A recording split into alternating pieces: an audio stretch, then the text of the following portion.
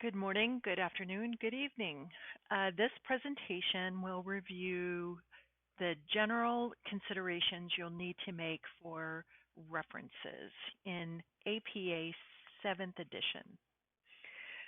Whenever you use the words, ideas, or images from other researchers, you must provide appropriate credit in the text and reference list.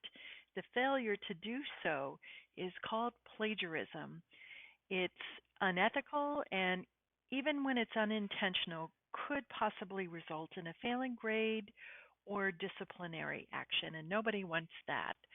So strive to provide one or two sources for each key point in your paper that is not either common knowledge or your own thoughts and contributions.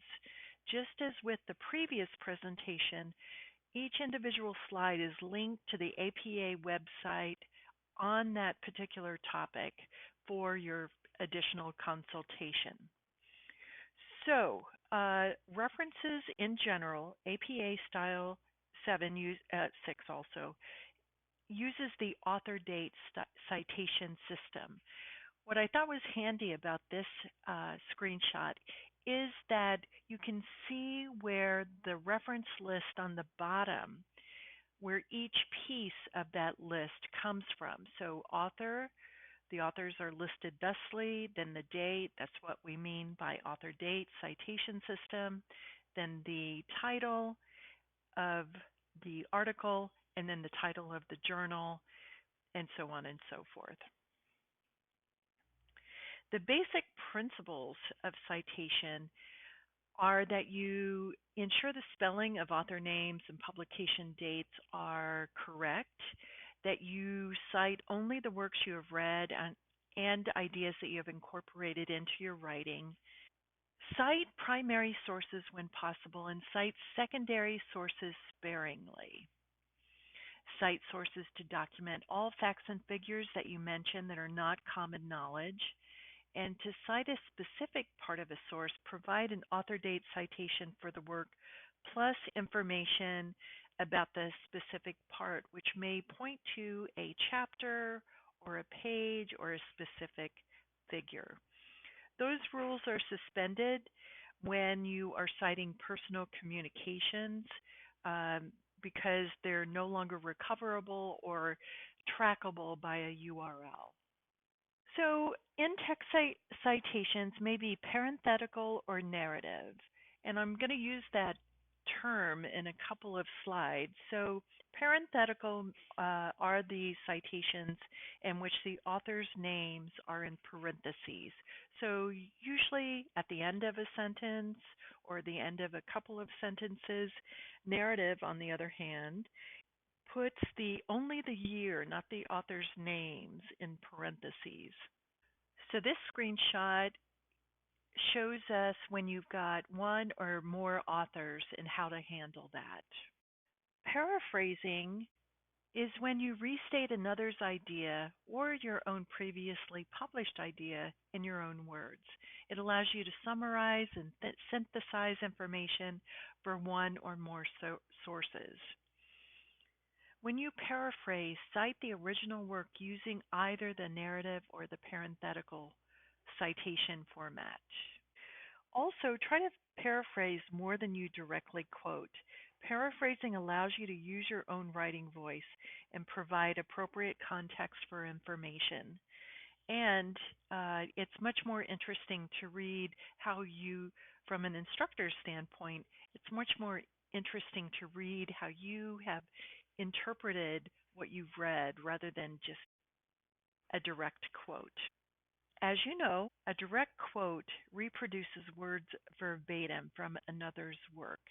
It is best to paraphrase sources rather than directly quoting them because paraphrasing allows you to fit material to the context of your paper and writing style.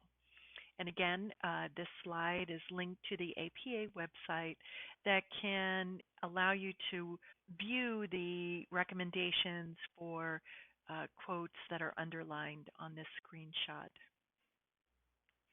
Another example shows you how parenthetical quotation citation differs from a narrative. citation for in-text references. So these screenshots come from APA's quick reference style. I'm not going to read all the text that are on these. You can pause the video and you can also review them from the slide that accompanies the video. The main difference between APA's version 6 and 7 for citing journal articles has to do with the DOI. You'll present both DOIs and URLs as hyperlinks beginning with the https:// rather than just the doi.org and all the following information. It is also no longer necessary to include the words retrieved from or accessed from. And finally, you were expressly asked not to add a period after the DOI or your URL. So a book reference is the next screenshot on the quick reference guide. And then we have a chapter in an edited book on the next slide. So for the following two slides, I've included screenshots from a student paper that lists different kinds of references in the references list. And you can take a look at those at your leisure. Note there's a YouTube video. The library often gets questions about how to cite that. There's also a blog post, or if an author uses or if you choose to use a bit.ly or truncated or shortened URL, these are now allowed. This slide offers you a potential workflow so that you don't unintentionally plagiarize by drawing an idea or borrowing language from one paper and then forgetting where you got it from. And before I conclude, I also wanted to give you a reminder that on all the resources that the library makes available to you, you have the opportunity to capture a recommended citation from the databases. So the top screenshot is from EBSCOhost, and in the reddish circle, you can see where there's a site link. The same is available in ProQuest. It's still on the right side, but towards the top of the list. And Google Scholar also provides a recommended citation that's under the brief description of the source that you're interested in.